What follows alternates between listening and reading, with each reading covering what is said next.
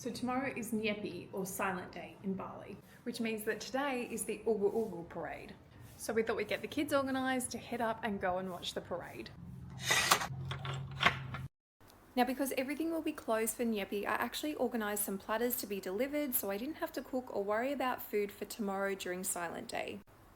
Then we started on the 20-minute walk up to the bypass. Everything's closed down, everyone's getting ready, and we spotted our first Ogoh Ogoh, and they just kept coming. There was another one that we found along the way too. Honestly, the craftsmanship involved in these is insane. Did you just take a selfie? Yeah. Now, considering the weather that we were walking through, we were also happy to see the sun starting to break through. So we actually stopped at Chick Shack to grab some dinner because, again, we weren't really sure with good old Bali time what time the Ogoh Ogoh parade was starting. We finished tea, made our way up to the bypass, and as you can see, those grey clouds are starting to set in. It wasn't too long and we all had to whip our rain jackets out and get prepared for the downpour that was happening. How's the weather up there? Now at this point, after waiting 2 hours in the rain, the big boys had had enough, so they foot falconed it all the way back home and missed out on all the fun. After hanging around in the intersection, we decided to go for a bit of a wander, so we wandered up one side street and found all the Ogoh Ogohs waiting to head down for the parade. It was at this point I smelled crepes, and I'm not going to lie, I got very excited and we ate a lot of crepes.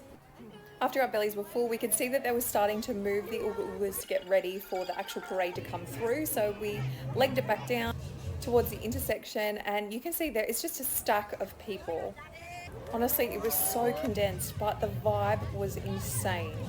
Now, I was a little bit worried about the little kids in the crowd, but there was honestly little kids making Ogoh Ogohs with their group of friends and marching them up and down in the parade. So it really was a parade for everyone of all ages. This particular one had mechanics in it, and you can see the heads moving. It was honestly so cool. If the goal is to make as much noise as possible and scare away as many demons as possible, honestly, Sanur turned it on last night. Now at this point, it was about 10:30, we found a seat and it was so exciting for us to sit down and rest our legs. The kids were starting to peak at this point, and to be honest, after that Nutella crepe, so was I. Here's some of the little kids coming through with their Ogoh Ogohs. And this dude here was just plain old scary, look at that. Now this was at the bypass right on the McDonald's corner where the road heads down towards the beach. And you can see they just keep on coming, and they weren't only coming from one direction, they were actually coming from two. So when we weaseled our way back through the crowd, we actually found so many more.